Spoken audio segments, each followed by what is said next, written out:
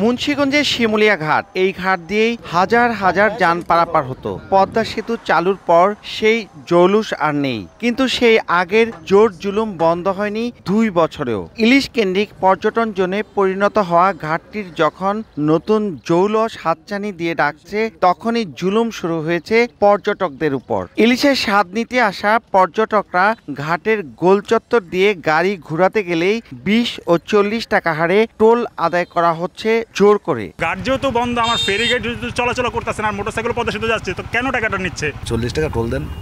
আমি 40 টাকা কিসের পার্কিং এর? আমি কার তো বন্ধ, এখন পার্কিং দিব কি? আমার লোক ভার পাইতে পারছে, বেশি তরকার করি নাকি, আমি 40 টাকা দেয়া চলে এসেছি। ঘুরতে আসার সময় এই টোলটা আসলে সত্যিকার অর্থে জুলুম। এটা কাদের কাছে যাচ্ছে এই টোলটা? এটা কি সরকার পাচ্ছে নাকি অন্য কোনো খাতে চলে যাচ্ছে? এটা নিয়ে আসলে ভাবা দরকার। তবে ইজারাদারের ছাপাই গিয়ে রাস্তা ব্যবহারের টোল আদায়ে সায় বন্দর কর্মকর্তার। নগদের কাছে সব গ্রাহকই প্রিয়, তাই তো সারা দেশে ক্যাশ আউট চার্জ সবচেয়ে কম। টোলটা আগে ছিল সেপারেট, এখন এটা একসাথে করে দেওয়া হয়েছে, এই জন্য পার্কিং প্লাস টোল একসাথে। তার মানে এটার জন্য কর্তৃপক্ষ নির্ধারিত রেট দিয়েছে। টোল আদায়কারীদের দাবি, তারা বিআইডব্লিউটি এর কাছ থেকে এবার কোটি টাকায় ইজারা নিয়েছেন। তবে ভুক্তভোগীরা বলছেন জোর জুলুমের লাইসেন্স এটি।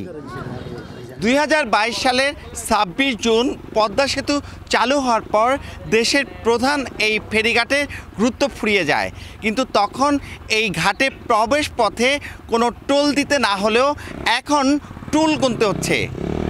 মুন্সিগঞ্জের শিমুলিয়া ঘাট থেকে নাসির উদ্দিন উজ্জ্বল, সময় সংবাদ।